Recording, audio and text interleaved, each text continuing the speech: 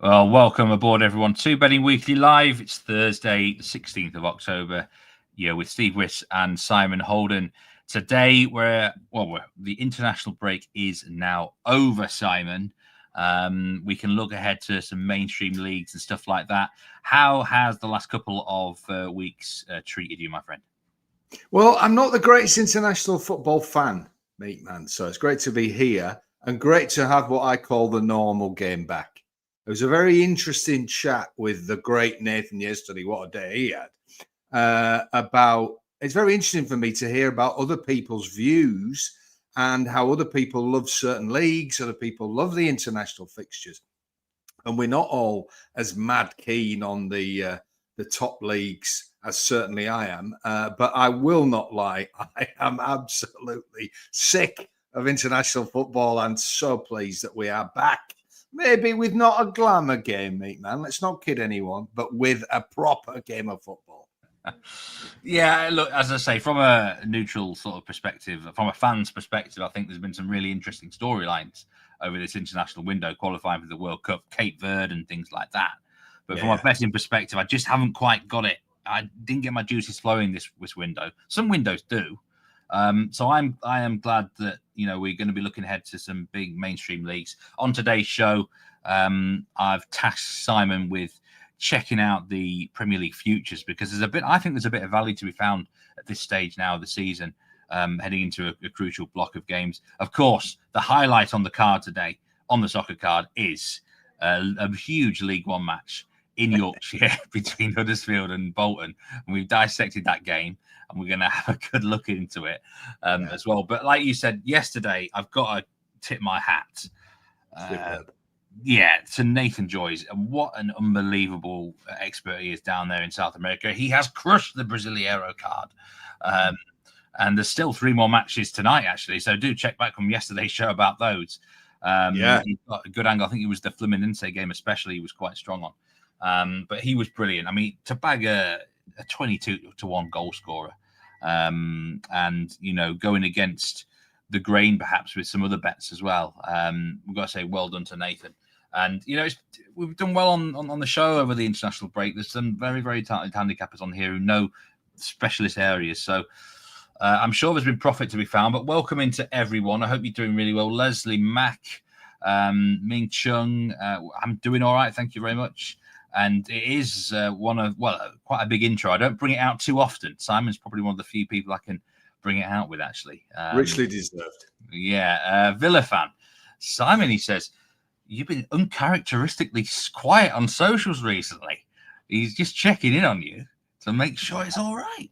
I appreciate that, my friend. Some would say I've been as noisy as ever, but I'm glad you think that's me in quiet mode. So I tell you what, from tomorrow, Villa fan, I shall be stepping up those posts, much to the delight of the majority of the Because We Win team. But I tell you what, getting back to Nathan quickly, doesn't it show the depth of the squad we've got, Steve? With all these leagues covered, all these different forms of the game, we really are a one-stop shop on this show. Yeah, there is. There's a lot of different areas where everyone's got strength in. And I think going into the winter and the World Cup next year, especially, there's going to be so much great advice. Producer Troy said he blindly tailed the advice on Mirasol on the money line there. And Nathan Joyce is the sort of fella you would blindly tail in South America because there's no one better than him. So fair play. Real Brennan King says, great to see Simon back and he's enjoying the new episode of the Betting Zoo. Yes, a new one did drop yesterday with Sarah Sivian. And we talk ice hockey betting. So, I don't know if it's a sport you ever dabble in very often, Simon, but if you want a bit of advice on what to bet on the ice hockey, that is the episode for you. What better reason to check out the new episode of the Betting Zoo to get involved in what I call legalized violence, ice hockey, or a night out in my hometown, Scarborough, without the padding on. It's a very similar thing, but yeah, what a game that is. I must say I've never had one bet on it, so we shall see on that. But, if I can make money, I'll bet on 2 flies up a wall, Steve. Well, it's like I said in the actual episode with Sarah, the cup they play for, the Stanley Cup, I think it's one of the best trophies in international sport. It's a magnificent trophy. I've put the link to the episode in chat there right now. So if you want to, I'll watch that tonight. Anyway, yes, got some data from yesterday. Not the heaviest betting day. Again, on the soccer card, the biggest bet was in the Under-20 World Cup, Morocco against France. With Morocco won that on penalties. Nathan gave out the draw no bet on Morocco. That was a push. But over 3 Asian goals was sadly a loser for $8,000. And then two more losers in the women's game. Lyon women against St. Polton. Looking at over goals totals there. 2 losers totaling around about $15,000. But yeah, not the heaviest card yesterday in general sport. Of course, there's Thursday night football later on in the NFL. Steelers at Bengals. I'll have some betting breakdowns for that match later. And you can watch Betting Weekly Live US at 5 p.m. Eastern time with Mike and Doug, who will be going through that game. But in terms of us today, I said the headline game on the card, the only real game on the card that we feel obliged to discuss. There's Brazilian fixtures later. And I would strongly recommend everyone to check out Nathan's thoughts on yesterday's show. But Huddersfield Bolton, they did this last year. I'm sure it was the same time. I'm sure it was me and you on the show that the English lower leagues have a Thursday game just after an international break. And it's probably a good idea, isn't it? It's going to get eyes on a game. And Huddersfield here against Bolton. It's a close betting heat. Huddersfield at plus 145, Bolton plus 175, and a tie at plus 230. Over 2.5 goals, minus 115. You say if you look at the actual league table and the stats, I mean, both are just hovering outside the playoffs. Huddersfield have only lost 1 game at home, 4 wins out of 6, and Bolton are winless away. And based on that, you would say Huddersfield are a play. But I know Bolton are, I mean, we talked it off. You said off air, they're a bit of a hype team, which might explain why Bolton are a bit shorter than most would think. What do you think about the game? How do you see it going? Well, these two are in that 9th v 11th, and they're in that rump of teams that really, I was looking at one stat that this midsection of the league so far this year has 40% draws, 40% ties. They really are teams who can beat each other. These two are not a team that can put 5, 6, 7 wins together, which you need to do in this league. You look at the AFC Wimbledons and the top 2 or 3. You need to be able to put 4, 5, 6 wins together to get in that top 2 or 3. And these two just can't do it. Bolton, I believe, are overhyped, Steve, like I told you off air. All these, we'll get into the individual players, but they're not their results don't back up the hype that's been with them for the season. Now, Huddersfield would appear on the surface to be a great bet. But if you look recently, the wheels have just come off them. The goals have dried up. They're obviously a very tough team to beat at home. Bolton score more, but they're pretty toothless away from home. I'm afraid this is not likely to be a spectacular 90 minutes entertainment. And it may be that I'm going to dust off that awful 0-0 detector, Steve, not to give too much away. This is going to be drab. But if drab equals money, then drab is fantastic, I say. Well, I mean, I was really drawn into Huddersfield Tyno bet minus 134, just looking at the results. And back in the day, before all the metrics and stuff like that and extra data that we've got, I used to bet in leagues like this based just looking at results, and it would be a no-brainer selection. However, if we delve deeper below the surface, Bolton actually have the best expected goals average per game in the league, and and the best expected goals against. So, but they're massively underachieved at both ends of the field by, I think it's by 6 goals offensively, nearly 7, and then defensively, they've underachieved by nearly 5 goals. So. This is one of those where the metric kings and a lot of people say these will turn around and they will start to show some form. But, when you've not won away from home, then, that's always something on my radar. And I would be certainly looking at the 1x on the double chance in this capacity. You say the 0-0 detector's out. Under 2.5 goals, Simon, is minus 118. Would that interest you as well? Yeah, it does. And I mean, you look at the previous 6 results. No consistency from either team. Plenty of W's, plenty of L's, plenty of D's. Away from home, let's talk the player that everyone is talking about, the man on loan, Mason Burstow for Bolton on loan from Hull. Again, looking at previews of this, it's a little bit the hype machine. The guy has been fantastic, but he hasn't been fantastic away from home. He's only scored 1 in 6. And Bolton have been playing so deep away from home. He's been isolated. And again, I think he's a little bit short to get involved in. If you stop Mason Burstow, I think you stop Bolton. And it seems away from home that teams have worked out to isolate him. So that's Bolton's chief threat. Like you, my initial thing on this was to think that Huddersfield are a great bet with the home record, but they have looked out of form. They couldn't put Stockport away. Stockport played with 10 men. It just all points to the draw for me here. A low-scoring game. It might be nicked 1-0. If there's going to be a winner here, like you, I can see why the Huddersfield tie no bet is an attractive prospect. But I would just think at the bigger price, this is as likely to be a draw as a home win. And it could be extremely tough going and tough viewing. So I think at plus 700, I've got to get on that 0-0. Brello Charles says he took the Palmers money line and Mirasol money line at nearly plus 200 there on a double. So he's very thankful for Nathan yesterday. And Ronaldo, of course, did get on the score sheet. The left back at 6-1. Stephen Hall says no one's tipping Bolton, but the bookies make them favourites. And yeah, that's when you've always got to be a little bit suspicious, because based on results, you would make Huddersfield about plus 120 here, really. So I've seen this before where they look a great bet and they don't deliver. So I was finding reasons why Bolton are the price they are, and I think it's the underlying metrics, Stephen. So it depends what camp you're in. Are you in the result camp? Are you in the metrics camp? Are you in the players squad camp? Bolton are the joint fourth favourites to win League One. It's a really interesting betting heat, actually, because a lot of the fancied teams are not doing as well early doors as they would think. I mean, Luton Town, for example, plus 650 to win this league.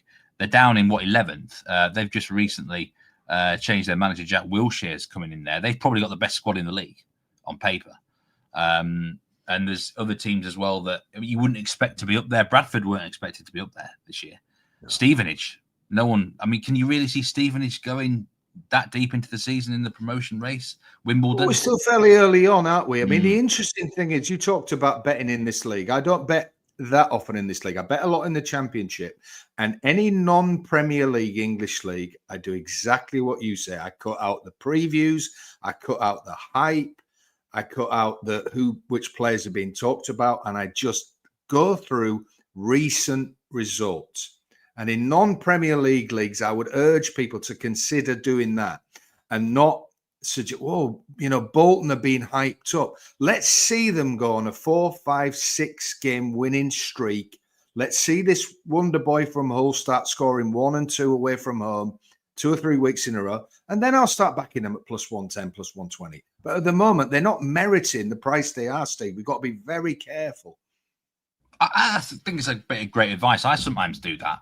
I say they need to get a result for me. Forget performances. They need a result before I can warrant backing them. Yeah. And I think Bolton need an away win to get their season rocking and rolling.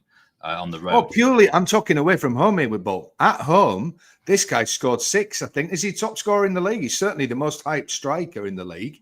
Home, where Bolton are more offensive and get more people up. Yeah, get more people up to support him. I would say he's a great anytime scorer bet. I'm purely talking away from home. They've not done the business and they've looked very shot shy. So they're very short to be weighing in with. I get the point that there is an element and certain people will look at it and go, they're being supported again. On the Saturday show, we had this conversation to do with the late money on Leeds, the anti-money on Tottenham. There can be kind of a stubbornness about punters who've made a view and gone in and go in again and again. And it can make teams very bad value. And I think Bolton, for what we know away from home, are appalling value tonight. I'm taking Huddersfield draw no bet minus 134. Not a massive stake, just a small bet. But I'm just taking it on the stats there. Bolton, incidentally, have been have been favourites in every single game since the opening day of the season. They're not favourites here. They're a slight dog, but it's nearly a pick 'em. They've been odds-on favourites, minus money favourites in 8 matches this season. That just shows you how highly the books rate them, but they haven't delivered. If you back them blind in every game, you would not be in profit, Simon. You would be in a loss. Quite a bit in chat about the corners here. Effie Brilowski, good to see you. He thinks Huddersfield team total corners over 5.5 at plus 100. I do love a corner bet, and I think I saw the stats earlier that we should expect 13 corners based on the seasonal averages. You know what's interesting? Even though the wheels have come off Huddersfield's attack, that could be a very good play tonight because they've still been creating lots of chances. They've just been wasteful. They've been creating lots of corners. So even though they've been toothless in actually getting it in the net, these bets would have been winning. So that could be a very good play. And of course, Bolton sitting so far back, that is certainly an angle worth exploring. Huddersfield on the corners. Yeah, I think one of the only positives I will give for Bolton here in terms of the travelling, they haven't got far to go. For Bolton, this is actually one of the shorter trips. Now, often, not many teams want to travel up to Huddersfield on an evening, any evening. Forget a Thursday night or on an afternoon, to be honest. Yeah, it's just an awkward place to go. It just is. It's just not particularly inspiring, and I can see why they've got that decent home record, Huddersfield. Yeah. But maybe, for Bolton, it's not such a tricky trip. But that is the only real positive I would hit on them. 77% of the money is on Huddersfield for the game, and 65% of the tickets on Huddersfield. A great stat from producer Troy here. The under 2.5 goals market has hit in each of Huddersfield's last 6 League One home matches at night. So under the lights in Huddersfield, the goals don't flow. Miserable autumn night. For me, I'm always low scoring, and you get these. Once we're getting into, we were talking off air about I live in the south, you live in the north. I'm still walking around in a t-shirt. You're freezing cold, mate, man. So this is going to be a blustery. This is the sort of place that's cold in July and August on a night. So it's going to be freezing tonight. It's drab. It's miserable.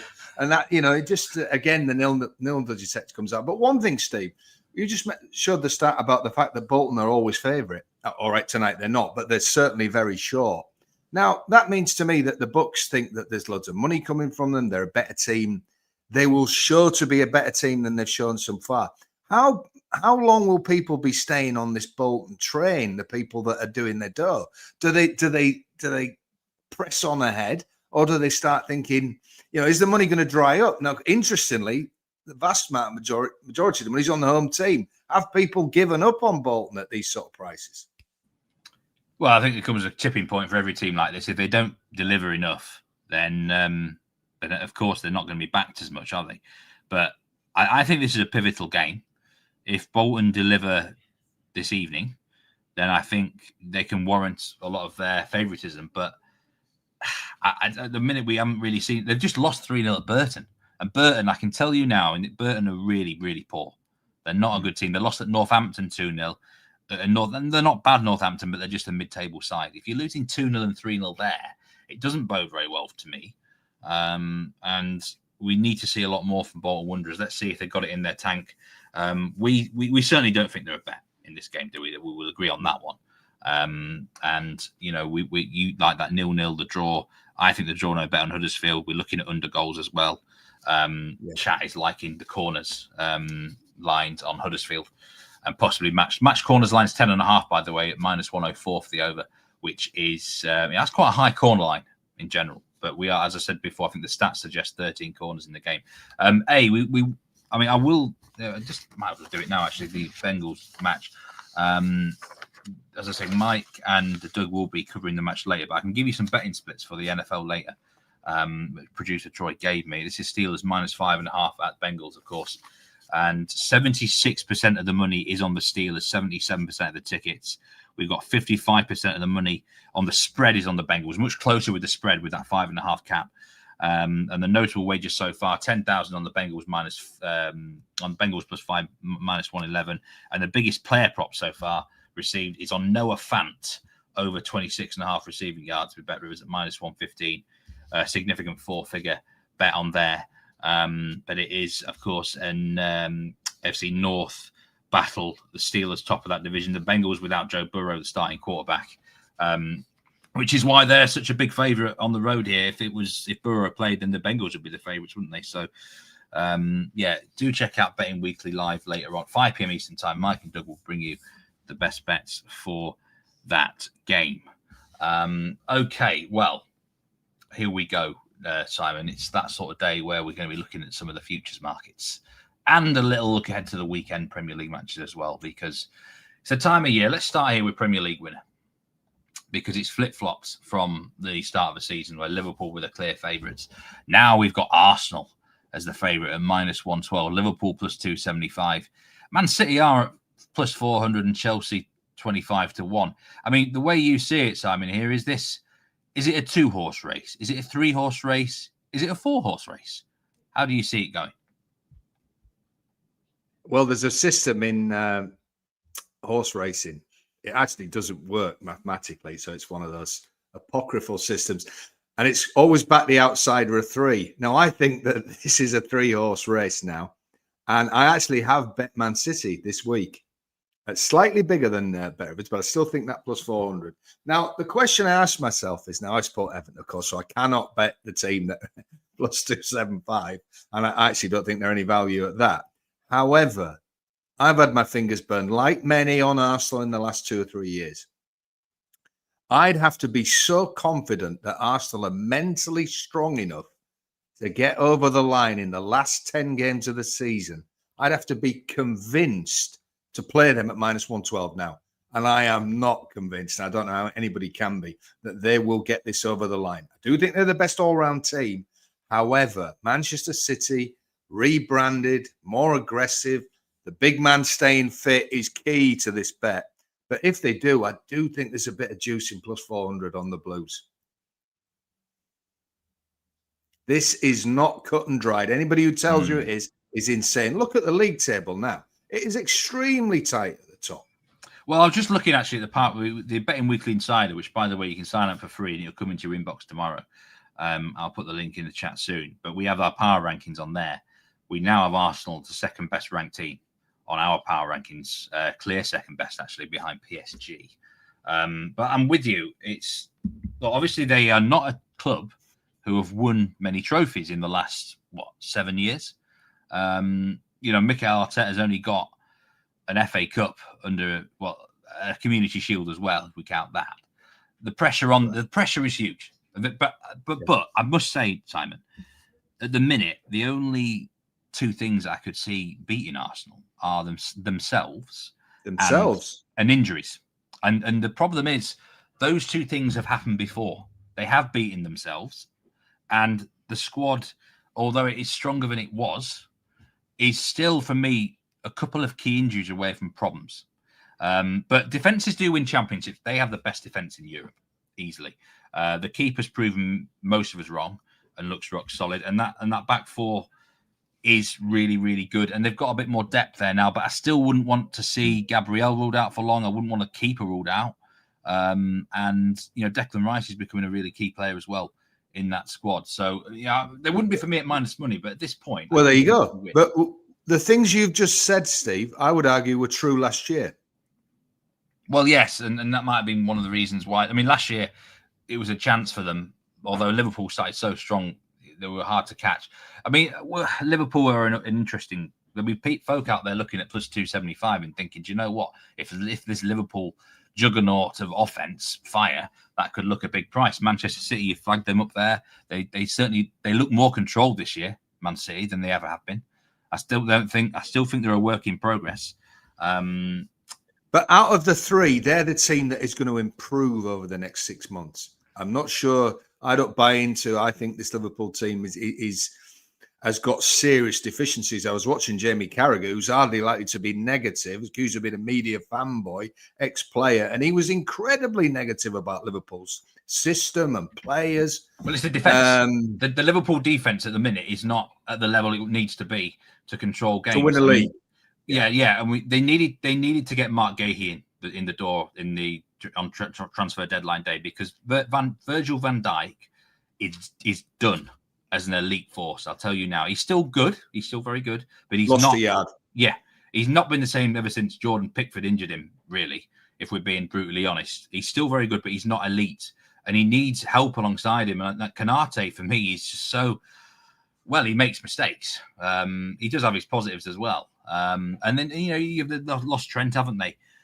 And, you can say what you want about Trent, but he was a consistent force in that team for years. So the Liverpool defense is the concern, but they'll bring someone in January, surely. It won't be, I don't think it'll be Gahey now. I think Gahey will go on a free at the end of the season.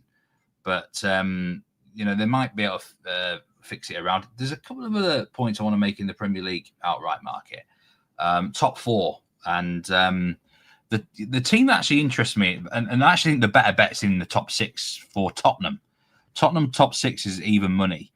You can get them top four at plus 275. I think they're an interesting case because Thomas Frank is a very, very good manager, no doubt about it. And he's probably done a little bit better than I expected. Yeah, they can beat anyone on the day.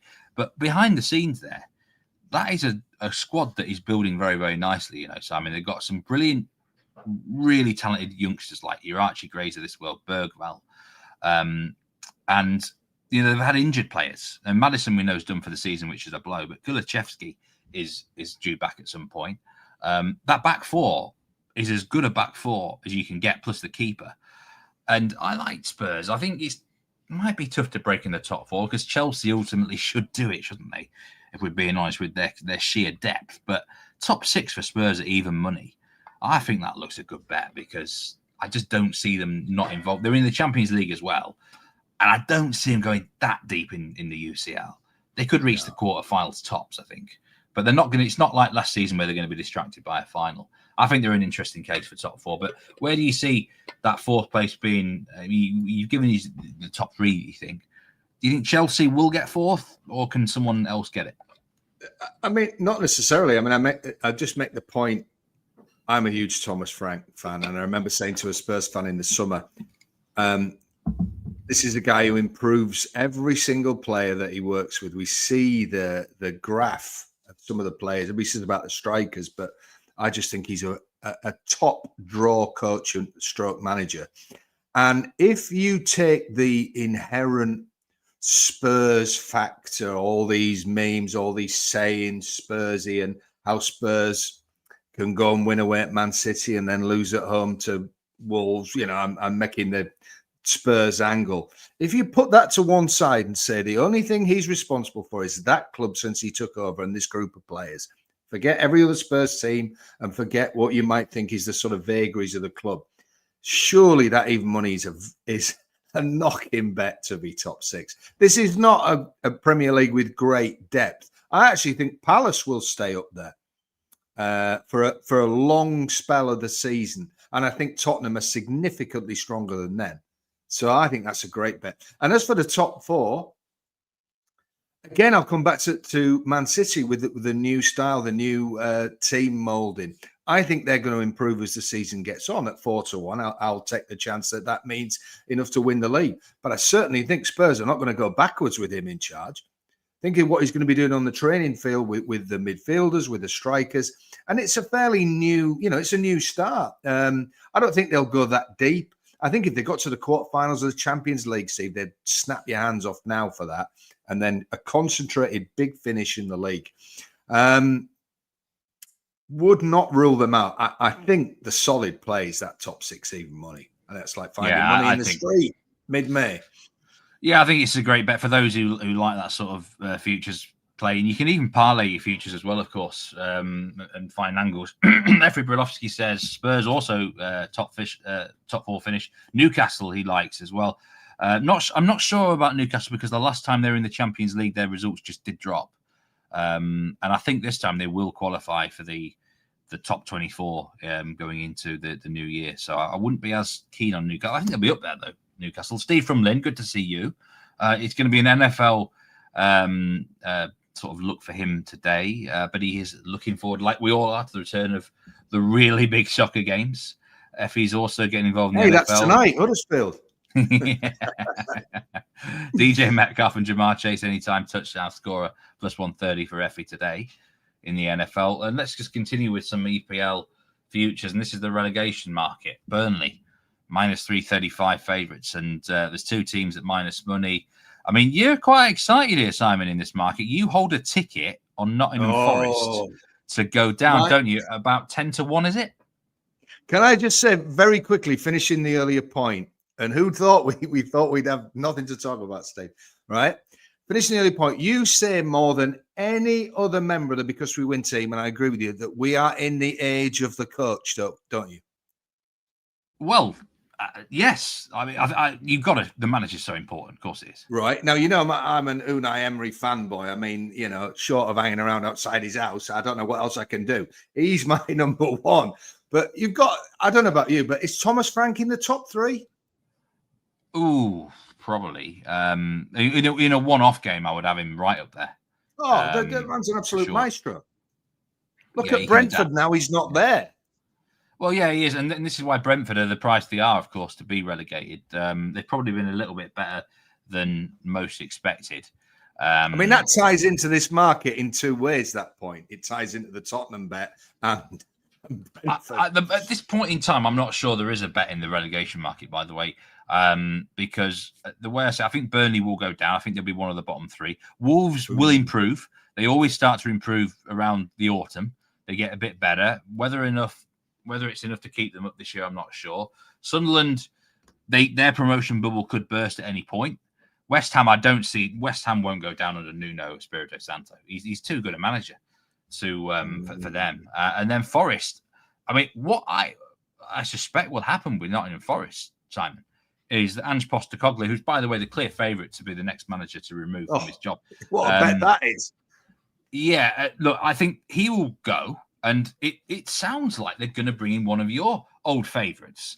Sean Dyche is very much in the mix. Now, the thing is, right, a lot would say, if Sean Dyche comes into a club, he will not get relegated in that season. Rubbish. But they are a basket case, aren't they? Nottingham Forest.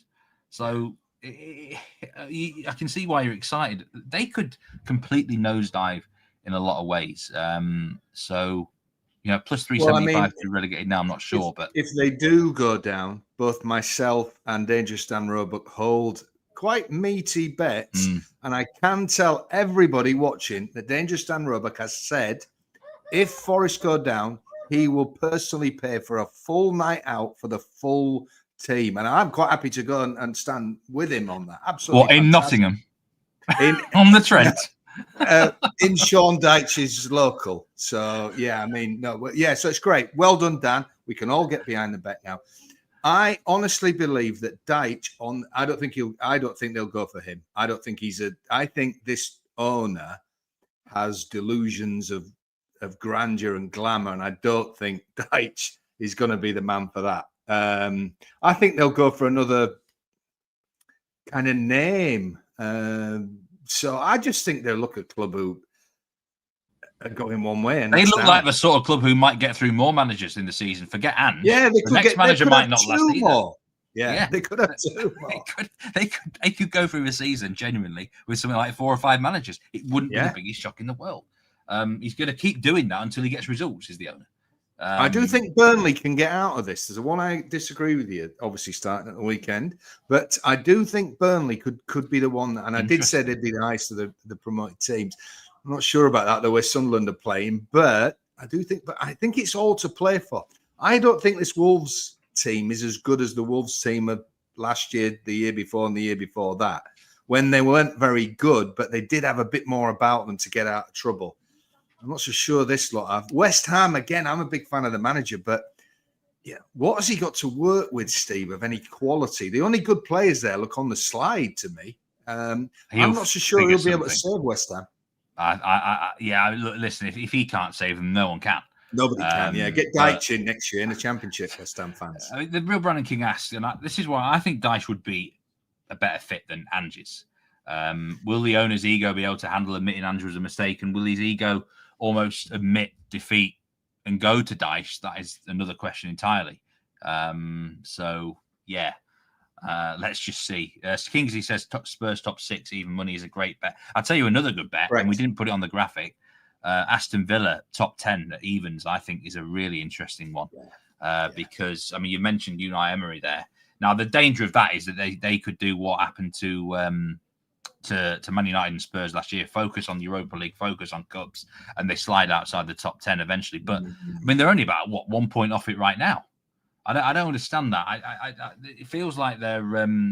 That's an incredible bet that you've given there, Steve. An incredible bet. I think everybody watching this, if you want to take one thing away from today, you might not even want to take one thing away from today. But if you do, it's that Aston Villa top 10 bet. I mean, this is a very important weekend for Villa and for Burnley. I said to you off air, but for Villa, if they were to win and go into that top half pack, the season becomes suddenly a lot more optimistic.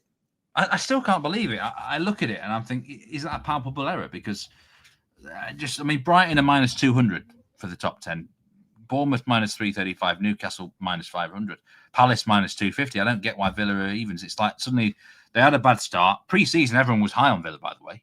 Then they have this bad start. They're not playing well. The metrics aren't great for them, but they have won 2 of the last 3. And I just think that could be a big price, really, down the line. Yeah, and my info is that things behind the scenes are a lot more positive in the last couple of weeks than they were at the start of the year. So that is another positive. So if things are focused and they're all pulling in the same direction, board and manager, then that only bodes well for Villa. The bench is a bit short, Effie. I do agree with that one. But I think they surely can look at January to bring in a few more bodies. And this is top 10, by the way, that all I'm after here. Nothing else. Yeah. So I just looked at big price to me, personally. Just a couple of other quick markets. I mean, top goal scorer, Haaland at minus 360. I don't see how he didn't win it, Simon. Now, even if he gets injured for a month, I think he still wins it this season. He's so far clear of the rest. I can't make a case for anyone else right now in the top scorer market, even if I was looking in the each way territory. But no one else particularly. I mean, Semenyo is, I think, the next up there. But he will not be able to maintain his goal scoring form unless he moved to a bigger club, probably. The Liverpool attackers all share the goals now. So unless Gyökeres suddenly fires for Arsenal, it's Haaland all the way here, surely. Well, if he very soon is going to get to a figure that would win it. And you're right, he could get that injury. So if he doesn't, certainly now I'm on City to win the league. But do you see the next 3 or 4 in the betting having like 2 hat-tricks in 2 weeks? Because that's the sort of thing that's going to be needed to get them back into this race, isn't it? I just don't see it this year. I don't see it. I remember Lewis Jones very early on, Lewis saying, people don't like tying up money, but if you do, the downside in this market is so small, and now anybody who followed that is just a little cheer every time another goal goes in. He looks to have got that hunger of the initial signing back, didn't he? That he looked to have lost in the last half of last season. Very dangerous, and of course now the whole thing is around him, and they're much more aggressive. We'll come to my big assist man. They're much more aggressive and they're much more direct. So everything points to endless chances for him, doesn't it? It does. I don't see beyond him myself. And let's say Lewis Jones flagged it up a couple of months ago with it, 2 or 3 games in. I think he was around evens then. He's not that anymore. Assist market. Jack Grealish is the joint favourite here, Simon, after a brilliant start for Everton. He can't play this weekend against his parent club, of course. And then you got Mo Salah plus 450. This is a much more open field, and someone could actually come from nowhere and have a couple of really hot games to get them in the market here. I don't know if there's anyone that does catch your eye at all, but Jack Grealish has a great start. Could he win the assist market this year, or is there not enough goals in Everton? I very much doubt it personally. Although we did wave at him a couple of times recently, didn't we, Steve? Byron Murrell, I'm late to the party on Haaland. Not at all, mate. Not at all. I just was saying earlier in the season on this show was given, but now, that looks a dead market. So if you want a price from me, the old Star Wars Count Dooku, Jeremy Doku at 25s. This guy is the ultimate rampaging wing half, isn't he? He often shoots when there's a perfectly good pass on. I know in interviews that the coaching staff are encouraging him more to play to other people more, but he's the most exciting player in the Premier League, I think, with the ball at his feet. And I think if City get rolling for assists, that is a massive price. Because if they were to do a real number on a couple of sides of 4, 5, 6-0, which they're capable of doing at home, we've seen him do it, he could quite easily whiz up that assist chart. I think that is a great bet. So forget the odds on Haaland in the top scorer. Let's go on Count Doku at 25s. Yeah, the Counts. I watched him against Wales in midweek for Belgium, and I mean, I don't know how he didn't get more offensive output. The Welsh couldn't handle him at all. And Byron, it's I think he was the wrong end of the stick there, Simon. I'm sorry, mate. Yes, I'm sorry. Yeah. You're never late. Merchandise coming from Nigel. I apologise. Yes, you're Byron, top man. Lovely thing to say there. Okay, I'm gonna get your thoughts. The Premier League show, by the way, will drop on the channel in 19 minutes' time with Dan Roebuck's back with Jack Wright, Nigel Seeley. But I've tasked you with a couple of games to talk about. We're going to start with Burnley Leeds. I can reveal actually that Nigel Seeley's 2-unit play for the weekend is in this match. I'm not going to say what it is. You have to watch the Premier League show for that. Burnley plus 240, Leeds plus 120, Tie plus 225. You reckon Burnley can get out of trouble, Simon? If they are going to get out of trouble, they're going to have to beat my. They are going to have to beat my Leeds team this Saturday. You think they can though? I am at such a lowly level with the company. I have no idea what the boys have tipped. Myself and the caretaker are not allowed to know. So there's no like gerrymandering going in. I don't know what Mr. Seeley is up to. But Burnley at plus 240, I think, is a great bet to do your boys. If they're going to stay up, and I believe they can, they have to go on a home run. I think they've played well at home, Burnley. I think they've been slightly unfortunate with a couple of draws that could have been home wins.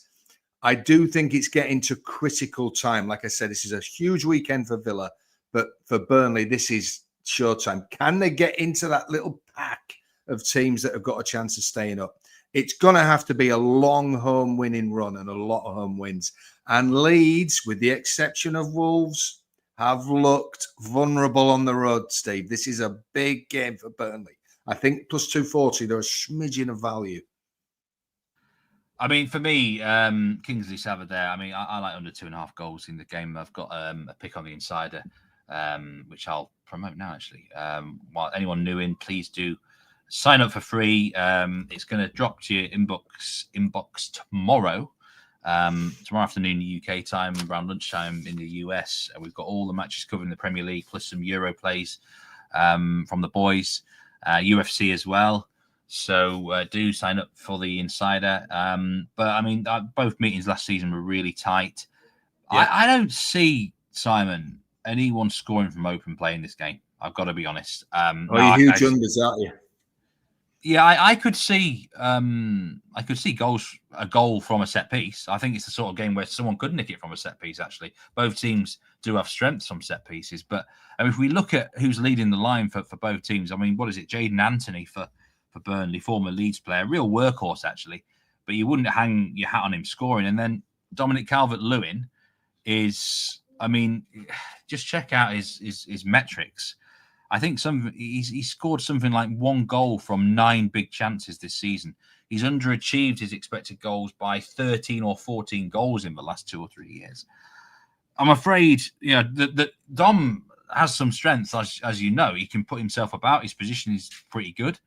But ultimately, you wouldn't trust him to put the ball in the back of the net. Certainly not from. And what is he paid to do, Steve? Well, this is the old adage, isn't it? Strikers should be paid to score. What does he rarely do? That's my only. I know. This is my point. I did try and warn you. This is why I look at both teams and I'm like, where's the goal going to come from open play? In a potentially cagey fixture. I mean, the money line. A draw is not a disaster for Leeds at the weekend. No, not at all. We're already getting to the point where a draw against another promoted team would be a disaster for Burnley. I think they have to win this game. And then one other match, which we're going to talk about: Forest Chelsea. Well, Forest plus 280, Chelsea minus 112, ties at plus 280. Ange Postecoglou, like I said, is the favourite to be removed from his managerial post in the Premier League. And I think he's something like minus $250 in that market. But surely Chelsea just winning the game would be nearly the same bet here, Simon, minus 112. Well, Chelsea to win sees off Ange. Well, a 2-3-0 Chelsea win with the game wrapped up after half an hour you're right, is going to lead to the same result as the -250, isn't it? So you're right. If you think he's going to go this weekend, get stuck into Chelsea. If Dangerous Dan is going to organise this big freebie, this is the sort of game where they're going to get a good hiding, isn't it? I just don't see them keeping Chelsea out. I don't know what the game plan is. We knew what the game plan was with Forest last year. It was crude, but it was effective, wasn't it? All action, aggressive, pushing teams back, the big man up front. Now, all that, I've no idea what it is their game plan is now. I don't think even the players look like they know. No. I think Chelsea are going to have so much ball. To win to nil, to get a slightly better price? Well, I think on the money lines, if you like Chelsea, Dean, you might as well take that, because one thing I know about Ange is, if he is going to go down, he will go down swinging, or try to go down swinging. I don't know what's the problem is. The squad he's got is not suited to his style at all, and we flagged this up when he first came in. It's designed for a Nuno sort of team. It's designed for like a Sean Dyche sort of setup. It's not designed for an Ange Postecoglou setup. So he's somehow got what he needs to do. He needs to play how Spurs did in the Europa League final against Man United. But will he resort to that? I don't know. Chelsea, by the way, interesting stat about Chelsea. They had, you wouldn't believe this, they had the fewest internationals away from the club of any Premier League side in this window. Really? Which is barely believable, isn't it? 6 players. I think it was six senior players and a couple from the under-21s. The team most affected by international call-ups was Tottenham, where 19 players were away from the club. Wow. 19. So that's really difficult for managers in the international break. Had more players away on an international duty than Chelsea. Wolves had the joint third most away of any club. Yeah. They've got a lot of... it's not everybody's playing for top-tier countries, I suppose, are they? I mean, Wolves have got players all over the world. I mean, Wolves have got 2 Brazilian players in their squad. They're not that good. That explains a lot. I mean, it's really interesting to look at that. And so Chelsea should be really well drilled for this game, by the way, and not be disjointed. So I do agree. I think Chelsea look good. A few suggestions from the chat. Effie says team total for Chelsea over 1.5. João Pedro, anytime scorer. Kingsley Sava, Chelsea win and score 2 goals. Looks pretty solid, that, That looks a really good bet. And Forest will be forced to attack and be vulnerable, says Effie. And that's probably how it goes. If Chelsea get ahead, Ange will he'll take risks. So, but it's whether they're able to attack, isn't it? We often think this about lower teams when, the biggies come. Oh, we're going to do this, we're going to push them back. It's the only way to do it. But you have to get the ball to be able to do that. And I wonder how much of the ball Forest are going to have. Well, I don't know. Probably, it'd be less than 50%, I think. But I don't know what system it is. Forest had 11 senior players away on international duty, by the way, and no one from the under-21s. The players affected. Chris Wood, obviously, has been on his travels for New Zealand. Neco Williams, Sangare, Dan Ndoye, Willy Bolly, Angus Gunn, Metz-Sells, Morgan Gibbs-White, Igor Jesus for Brazil, Elliot Anderson, of course.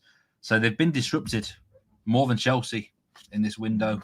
Not what Ange would have wanted. He would have wanted 2 weeks on the training ground with all his players. But anyway, I think that's just my cat here wants to be fed. So it's probably time that she goes. But thank you very, very much. There you go. Producer Troy has come up with a great stat. They're represented by 17 different countries, their squad and roster. Brilliant. So you wouldn't have thought it, would you, that Wolves are really affected. So someone put Sunderland moneyline as a play at plus 145. I like that. Byron. By the way, Jack Wright's 2-unit play this weekend on the Premier League show is in the Forest game. So do watch that. It drops in 10 minutes time. I'm not going to reveal what it is. But Simon, it was a pleasure as ever. Thanks so much for coming on and giving this. Pleasure. I'm sorry, Byron, about the wrong end of the stick. Nigel will send you lots of merchandise as the apology. Best bet from this show? Not mine. It's that Villa top 10 one. As soon as this is finished, I am going to get behind this sofa and every other sofa in the street and see what coins are there. And I'm chucking it all on Villa top 10. So that's the best play, mate, man. I'm rowing in with you, son. Yeah. Okay. Well, I'll see you tomorrow, everyone, on Betting Weekly Live. And Nigel Seeley's going to be joining me. It's rare that we get me and Nigel on a Friday, so we look forward to that. All games across Europe covered. And thanks, everyone. Remember to gamble responsibly. Check out the Betting Weekly Live US, 5 p.m. Eastern Time. Check out the latest Betting Zoo episodes with Lewis Jones and then Sarah Sivian that both drop now. And, of course, the Premier League show in 9 minutes' time on this channel. Thanks so much again, Simon. Take care, everyone. Gamble responsibly. See you tomorrow on Betting Weekly Live.